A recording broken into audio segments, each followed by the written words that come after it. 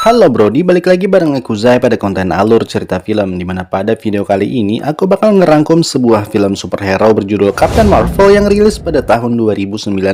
Dibintangi oleh Brie Larson sebagai Carol Danvers, Samuel L. Jackson sebagai Nick Fury, serta masih banyak aktor keren lainnya. Film ini bercerita tentang seorang pilot luar angkasa yang memiliki takdir menjadi superhero terkuat di muka bumi. So, bagaimanakah keseruan filmnya? Mari kita langsung menuju alur ceritanya. Cerita bermula di sebuah planet dengan peradaban luar biasa maju bernama Holat, tempat tinggalnya kaum Kree. Saat itu seorang wanita bernama Vers, aka jagoan kita di film ini, tengah mengalami mimpi buruk yang sama secara terus-menerus. Vers kemudian membangunkan Yon-Rogg yang nggak lain adalah mentornya sendiri untuk melakukan latihan karate malam itu juga agar kegelisahan dalam dirinya akibat mimpi tersebut bisa hilang. Dalam latihannya, satu kebiasaan Vers yang ternyata nggak bisa ia kontrol sampai saat ini ialah emosi, dimana kalau ia sudah lepas kendali, Vers bakalan refleks mengeluarkan kekuatannya berupa hawa panas membentuk laser yang bisa keluar dari tangannya atau bisa disebut dengan Photon Blast.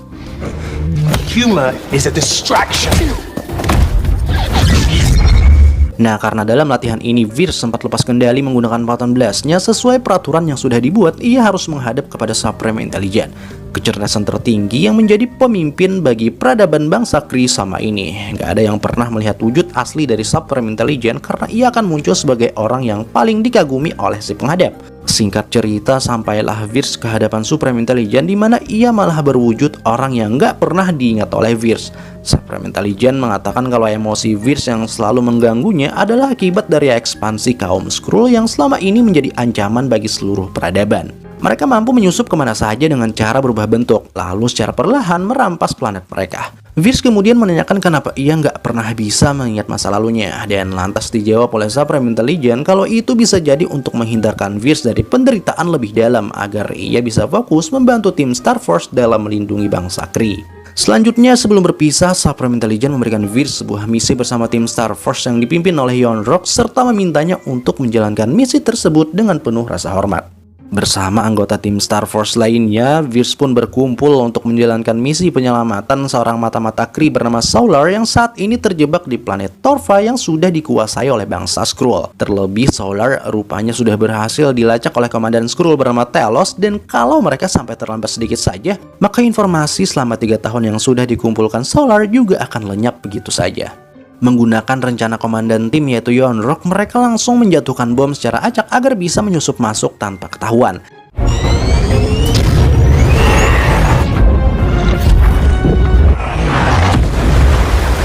Selanjutnya, setelah sampai mendarat dengan aman di sana, mereka terbagi kepada 2 tim, di mana 2 orang sniper, Minerva bersama Atlas bertugas jadi pengintai, sedangkan Yon-Rogg, Vers dan yang lain langsung melacak lokasi keberadaan Solar. Come on. Di tengah jalan, mereka semua tiba-tiba dihadang oleh penduduk lokal Torva yang merasa keganggu dan mau nggak mau harus memberikan pengertian dulu karena Star Force nggak diperbolehkan untuk menyerang penduduk lokal. Cuman beruntungnya di sisi lain, Vers yang nggak sengaja kepisah dari rombongan rupanya berhasil menemukan keberadaan Solar. HGX 78. Di atas jurang, Minerva masih mengintai melalui senapannya. Ia merasakan kalau ada sesuatu yang janggal dan ternyata emang bener kalau mereka sudah ditipu oleh bangsa Skrull yang menyamar jadi penduduk lokal, hingga akhirnya terjadilah pertempuran hebat antara 2 ras alien ini.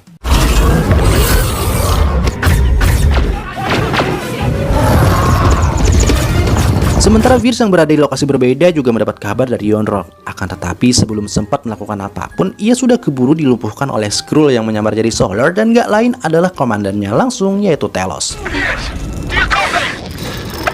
When you told me yours. Para Skrull ini menyekap Vers di pesawat induknya dalam posisi kebalik pada sebuah mesin canggih yang mampu memeriksa isi dari ingatannya. Mulai dari pengalaman masa kecil, remaja termasuk aktivitas sehari-hari Vers yang suka karaokean, hingga akhirnya ketika sampai pada ingatan yang menunjukkan kalau dia merupakan seorang pilot di planet bumi, para Skrull ini tampak sangat tertarik dengan orang yang berada di hadapan Vers, pimpinan dari Project Pegasus bernama Dr. Wendy Lawson, di mana beliau merupakan sosok yang juga digunakan Supreme Intelligence waktu Vers menghadap kemarin. Kemudian tanpa sepengetahuan para Skrull, rupanya Vers sudah bangun dari pingsannya dan mulai memanaskan kedua belah tangan untuk melepaskan diri dari mesin. Lalu ngamuk secara membabi buta sembari mempertanyakan kepada Telos kenapa memori tersebut bisa ada dalam otaknya. Talos menjelaskan kalau itu merupakan memori asli milik Wirtz. Mereka sama sekali nggak merubah atau menambahkan apapun di sana karena memang hanya ingin mencari informasi mengenai lokasi keberadaan Dr. Wendy Lawson. Dan menurut Talos, otak juga ingatan Wirtz selama ini sudah dimanipulasi oleh Bang Sakri. Mendengar itu bukannya percaya, Wirtz justru malah semakin marah, akan tetapi ia terpaksa harus kabur karena bantuan dari pasukan Skrull tiba-tiba datang.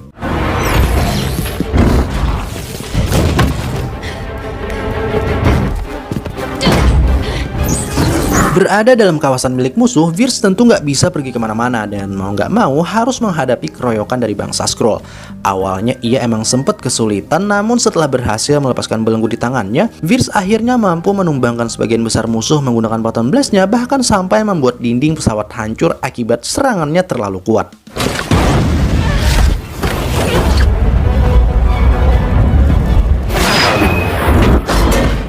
Melihat beberapa Skrull mulai memasuki kapsul-kapsul kecil untuk menyelamatkan diri, Wirtz lantas mencuri salah satunya untuk kemudian segera kabur meninggalkan pesawat induk. Akan tetapi sayangnya ia malah memasuki atmosfer sebuah planet berkode C53 yang gak lain adalah bumi, hingga membuat kapsulnya harus kebakar dan ia terjun bebas sampai ke permukaan.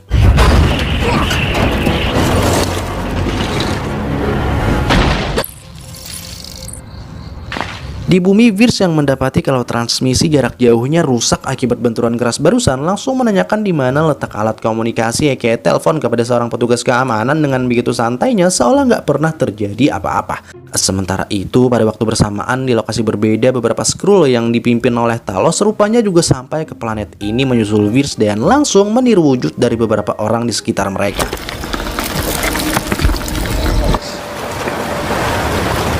Lanjut, kita balik lagi kepada Wirtz. Setelah berhasil mengkombinasikan data miliknya dengan saluran telepon di bumi, ia pun akhirnya bisa menghubungi Yonrok dan mengatakan kalau ia sekarang ada di bumi. Wirtz juga memberitahu kalau tujuan dari bangsa Skrull saat ini adalah untuk mencari keberadaan Dr. Wendy Lawson, seorang ilmuwan cerdas yang berhasil menemukan teknologi berkecepatan cahaya. Yonrok bersikeras meminta Wirtz agar jangan melakukan apapun sebelum kedatangan mereka. Akan tetapi karena nggak ingin teknologi tersebut bisa lebih dulu ditemukan oleh Skrull yang nantinya bakal mereka gunakan untuk menyerang galaksi lain, Wirtz memutuskan untuk menjalankan misi seorang diri. No, what if they get a hold of it before... We're sorry with the access code. Viz! Sambungan mendadak putus karena sudah kehabisan pulsa, dan begitu hendak keluar dari bilik telepon, Wirtz ternyata sudah dihadang oleh seorang agen dari S.H.I.E.L.D. bernama Nick Fury yang langsung menanyakan identitasnya. Dengan santai, Wirtz memperkenalkan diri sebagai anggota dari Star Force Bang Sakri dan tengah menjalankan misinya dalam mengejar kawanan Skrull, alien pengubah bentuk yang menyusup ke planet ini. Semua penjelasan barusan tentu masih sangat asing di telinga Fury, sampai ketika ia melihat langsung Wirtz menembakkan Photon Blast-nya ke arah Skrull yang sudah mengintai dari tadi. Fury pun akhirnya percaya dan lantas membiarkannya mengejar Skrull tersebut.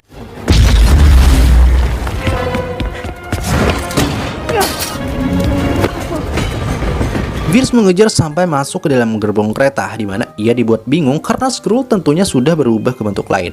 Satu persatu para penumpang ia perhatikan hingga ketika berhadapan dengan seorang wanita tua yang sebelumnya sudah pernah berpapasan dengannya, Wirtz seketika menghajarnya saat itu juga. Cuman sialnya para penumpang lain malah langsung menghentikan dirinya karena mengira kalau Wirtz sudah melakukan penganiayaan terhadap seorang lansia. Sementara itu di sisi lain, Nick Fury yang juga ikutan ngejar tiba-tiba mendapatkan telepon dari Agent Coulson, orang yang sama dengan yang berada di sampingnya sekarang, di mana itu berarti dari tadi Fury sudah ditemenin oleh seorang Skrull hingga terjadilah perkelahian singkat di sana dan mengakibatkan sebuah kecelakaan yang sampai menewaskan Skrull tersebut.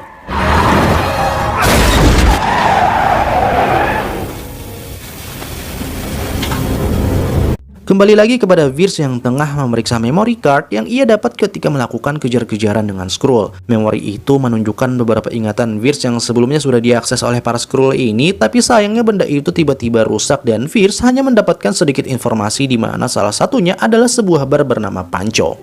Singkat cerita, setelah mencari secara manual menggunakan peta, Wirtz pun akhirnya berangkat menuju California menggunakan baju juga motor hasil curian.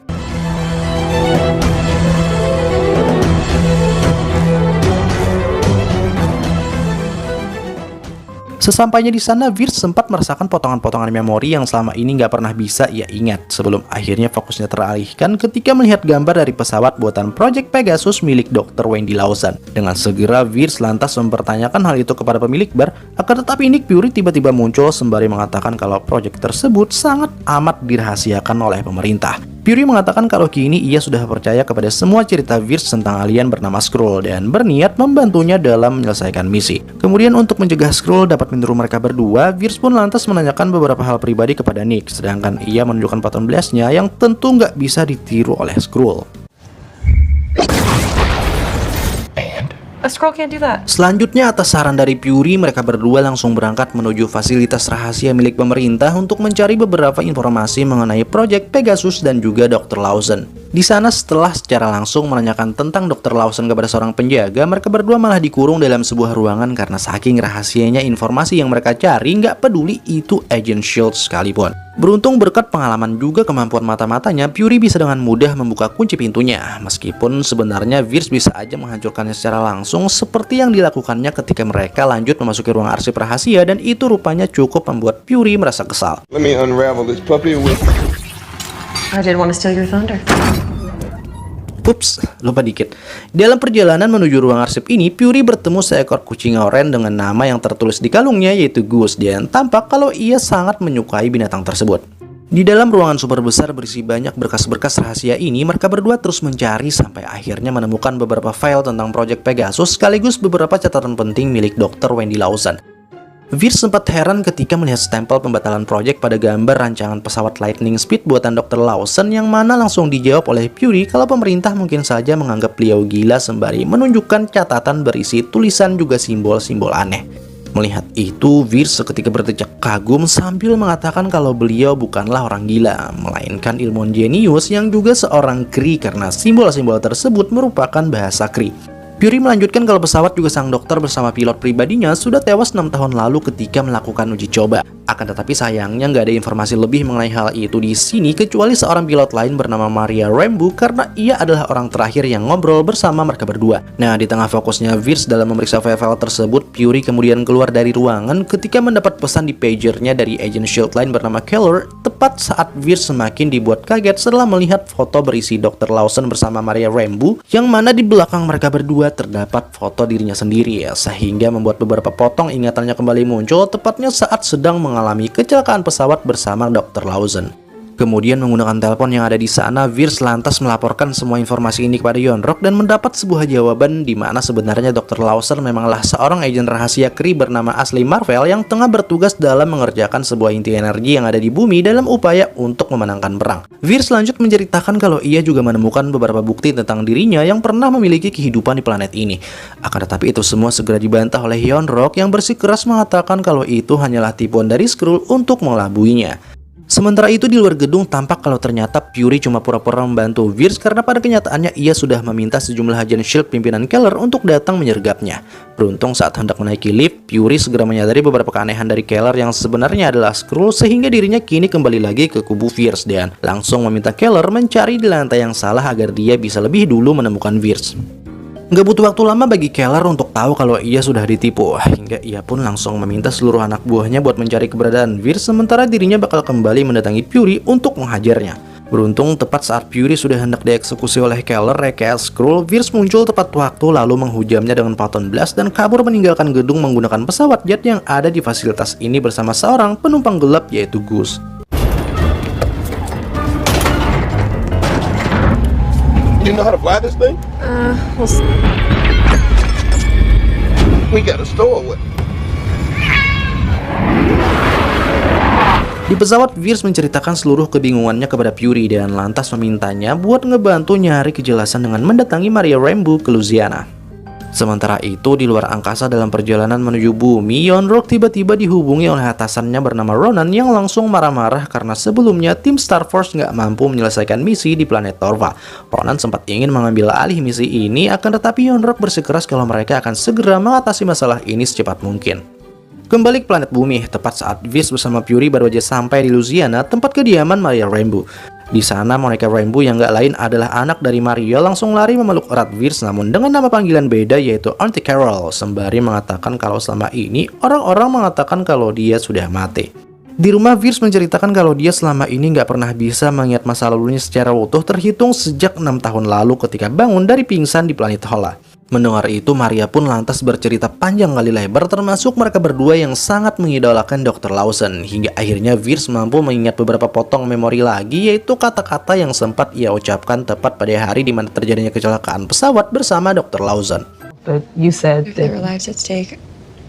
the doc was always unique. Come look! Kemudian di tengah-tengah obrolan tersebut, Monica lalu menunjukkan beberapa foto kenangan sewaktu Virs masih di bumi, yang mana itu semakin memperjelas kalau dia memanglah berasal dari sini. Akan tetapi sayangnya ketika Virs terus coba menerawang ingatannya, pintu tiba-tiba diketok oleh tetangga Maria. Menganggap kalau itu adalah Skrull yang sedang menyamar, Virs lantas bersikap ketus juga kasar hingga membuat Maria mau gak mau harus menutup pintunya, dan ketika balik badan mereka semua malah dikejutkan oleh kemunculan Telos dengan wujud aslinya.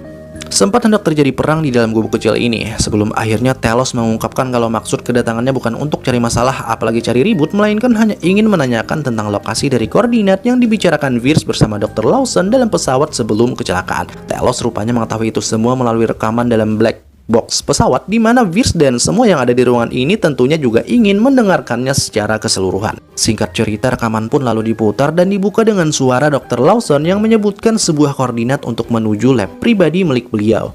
Mendengar itu, otak Virs seketika bereaksi hingga akhirnya ia mampu mengingat kembali seluruh memorinya. Virs teringat kalau ia bersama Dr. Lawson tengah ditembaki oleh pesawat misterius dari luar angkasa secara membabi buta. Dr. Lawson mengatakan kalau orang-orang ini sudah pasti ingin mengincar pesawat Lightning Speed hasil karyanya dan lantas meminta Virs buat menghindar sebisa mungkin.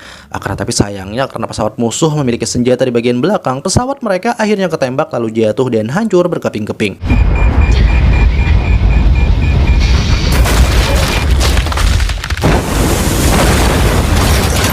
Virs sempat kaget begitu melihat darah dari Dr. Lawson berwarna biru. Disinilah beliau memberitahu kalau ia sebenarnya bernama Marvel, seorang ilmuwan dari planet Hola yang sedang berusaha buat mengakhiri sebuah perang besar menggunakan temuannya. Marvel juga meminta Virs buat mengingat koordinat lokasi lab miliknya agar nanti bisa menyelesaikan apa yang sudah ia mulai. Kemudian Marvel pun lantas bersiap buat menghancurkan inti energi dari pesawat yang baru saja mereka uji coba, akan tetapi tiba-tiba We have no interest in hurting you. The energy core. orang yang selama ini dilihat Virs dalam mimpinya ialah Skrull ternyata sebenarnya adalah Yon-Rogg. Yon-Rogg kemudian menodongkan lagi pistolnya ke arah Virs karena ingin mengambil inti energi pesawat Marvel, akan tetapi beruntungnya Virs bisa lebih dulu menembakkan pistolnya ke arah pesawat, di mana ledakan dari inti energi tersebut justru malah terserap ke dalam tubuhnya sendiri, dan itulah alasannya kenapa ia bisa memiliki kekuatan super di tangannya.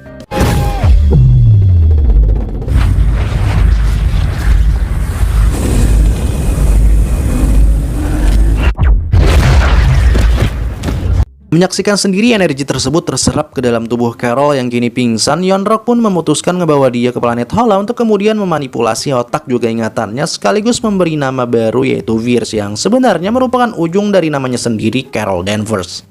Scene berlanjut ke gubuk Maria Rambeau, di mana Carol tampak sangat terkejut juga marah setelah tahu kalau selama ini ia sudah ditipu mentah-mentah. Telos kemudian menceritakan tentang planet mereka yang sampai dihancurkan oleh bangsa Kree karena sudah berani melawan, hingga membuat mereka semua kini tercerai-berai, di mana pasukan Kree akan selalu mengejar juga mencari sampai para Skrull musnah dari alam semesta. Nah, satu-satunya cara agar mereka bisa bertahan ialah bantuan dari Marvel, di mana pesawat Lightning Speed yang ia ciptakan sebenarnya bertujuan untuk membawa bangsa ini menemukan rumah baru di galaksi lain yang jauh serta nggak bisa dijangkau oleh Kree. Telos melanjutkan kalau dulu Carol cuma menghancurkan mesin yang mampu menampung energinya, karena ternyata inti energi itu sendiri sebenarnya masih tersimpan di suatu tempat, tepatnya dalam lab pribadi Marvel, dan hanya menggunakan itulah kaum Skrull bisa menemukan rumah baru yang jauh dari ancaman kebarbaran bangsa Kree. Awalnya Carol masih tampak ragu atas semua penjelasan Telos, hingga akhirnya ia pun setuju untuk menyelesaikan misi Marvel setelah diyakinkan oleh sahabat terbaiknya yaitu Maria Rambeau. Hear me. Come here. Come here, bro. Carol mengatakan lokasi labnya berada di orbit bumi dan mereka harus cepat-cepat menuju ke sana sebelum Star Force tiba untuk menjemput dirinya sekaligus memburu kaum Skrull. Kemudian pakar ilmiah Skrull segera melakukan tugasnya untuk memodifikasi pesawat yang tadi digunakan Carol dan Fury agar bisa mencapai luar angkasa. Sementara itu yang lain juga langsung siap-siap, tak terkecuali Carol yang memutuskan untuk mengganti kostum Kree-nya dengan warna pilihan dari Monica Rambeau.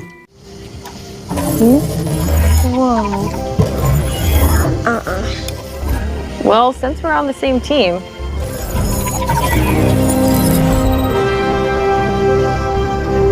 Lanjut keesokan harinya, Yon-Rogg kini sudah sampai di planet Bumi dan lantas menemui Carol dalam sebuah gubuk sesuai perjanjian. Cuman bukan Yon-Rogg namanya, kalau nggak sadar ini hanya tipuan, karena Carol yang asli sebenarnya sudah berangkat dari tadi hingga membuat Skrull yang menyamar itu langsung dibunuh saat itu juga.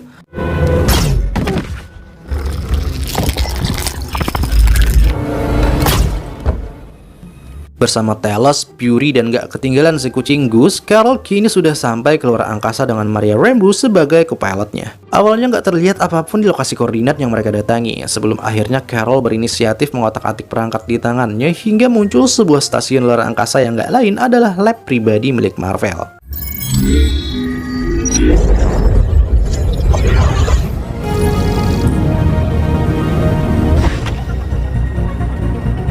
Di dalam gak butuh waktu lama bagi mereka untuk menemukan inti energinya yang gak lain adalah Tesseract, lalu menaruhnya di dalam sebuah kotak pensil.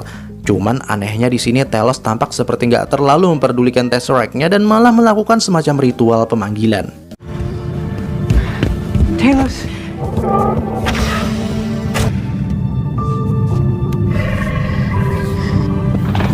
Mereka adalah para Skrull yang sebelumnya sudah diselamatkan Marvel dari bangsa Kree, dan rupanya tujuan Talos kesini bukan untuk mendapatkan Tesseract, melainkan hanya ingin bertemu kembali bersama keluarganya.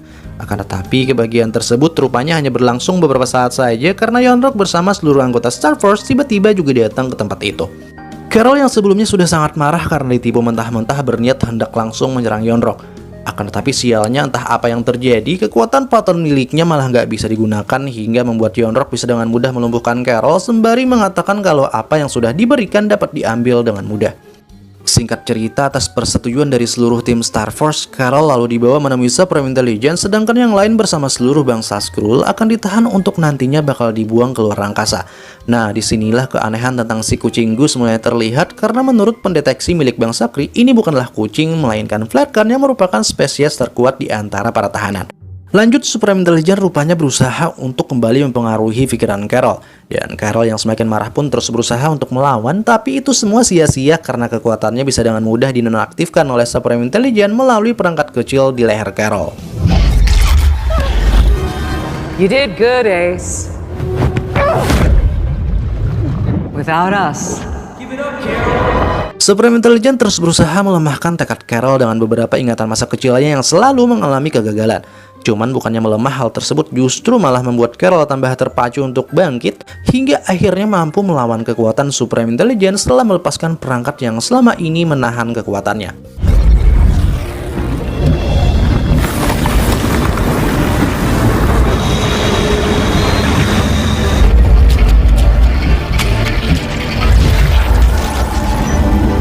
Carol terbangun dalam mode binary hingga bisa dengan mudahnya melewati penjagaan Star Force lalu pergi membawa kotak pensil berisi Tesseract menuju lokasi Maria dan Fury yang tengah kesulitan menghadapi pasukan Kree. You know you're glowing, right? I'll explain it later. Carol kemudian meminta Fury mengambil Tesseract lalu membawa pasukan Skrull kembali ke bumi, sedangkan dia sendiri bakal mengalihkan perhatian Star Force dengan ngebawa kotak pensilnya. Cuman karena Fury tentu saja nggak bakalan bisa menyentuh Tesseract secara langsung, misi ini akhirnya diambil alih oleh Goose secara mengejutkan. Dalam mode binary, kekuatan juga kelincahan Carol meningkat sangat amat drastis. Dan menggunakan kekuatan tersebutlah, ia menghambat pergerakan seluruh tim Star Force, bahkan mampu menyudutkan mereka semua seorang diri.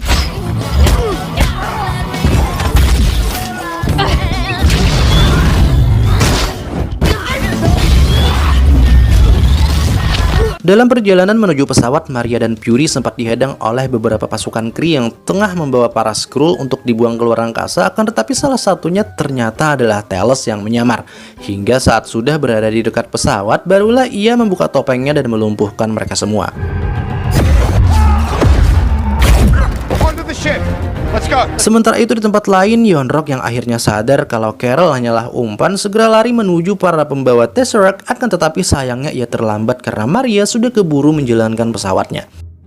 Nggak kehabisan akal juga pantang untuk menyerah, Yon-rok pun langsung memerintahkan Minerva buat mengejar mereka, sedangkan dirinya sendiri juga akan segera menyusul menggunakan pesawat kecil. Berlari, Carol coba menghentikan Yon-rok dengan lompat ke atas pesawatnya. Cuman karena Yon-rok sudah ada di dalam, Carol pun mau nggak mau juga harus ikut ke bawah dan terlempar ke luar angkasa lalu jatuh menuju permukaan bumi. Beruntung ia masih sempat untuk masuk ke mode binary-nya yang ternyata juga bisa dipakai terbang hingga akhirnya ia bisa dengan mudah menjatuhkan pesawat Yon-rok.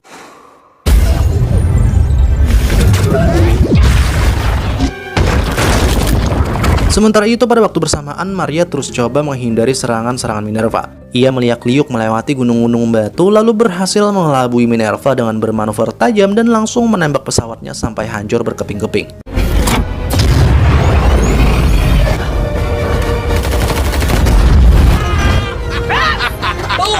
Balik lagi kepada Carol yang merasakan kalau ada sesuatu yang aneh telah memasuki orbit bumi. Rupanya itu adalah Ronan bersama dengan beberapa pesawat tempur yang sebelumnya memang sudah dimintai bantuan oleh Yon-rok, dan tanpa basa-basi ia pun langsung menembakkan rudal-rudal besar ke arah bumi. Cuman itu pada kenyataannya masih bukan tandingan Carol karena ia bisa dengan mudah menghancurkan seluruh rudal tersebut.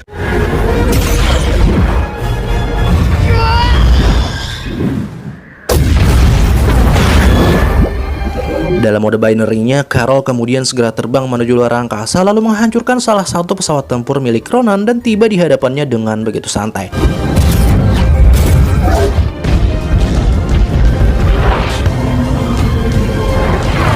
Melihat bumi memiliki kekuatan baru yang sangat dahsyat tersebut, Ronan nggak mau ambil resiko untuk menghadapinya sekarang dan memilih untuk segera kabur menjadi seorang pengecut.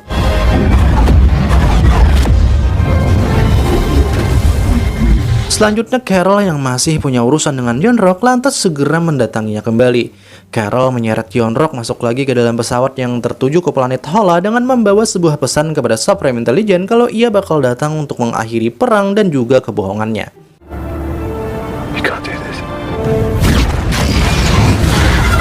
Di pesawat menuju balik, tampak kalau Fury yang tambah gemes terhadap Gus tiba-tiba malah mendapat cakaran sebelah matanya, dan inilah sebab akibat kenapa mata Nick Fury bisa buta sebelah. Kemudian usai pertempuran melelahkan tersebut, kini mereka semua berkumpul di rumah Maria Rambeau sebagai keluarga baru. Lalu karena para Skrull ini tentunya nggak bisa terus-terusan tinggal di planet bumi, Carol pun akhirnya memutuskan untuk mengantar mereka ke galaksi lain buat nyari rumah baru, dan sebelum berangkat ia juga mengembalikan pager milik Nick Fury yang sebelumnya sudah dimodifikasi agar nanti kalau terjadi sesuatu yang mendesak di planet ini, Fury bisa dengan mudah memanggil dirinya.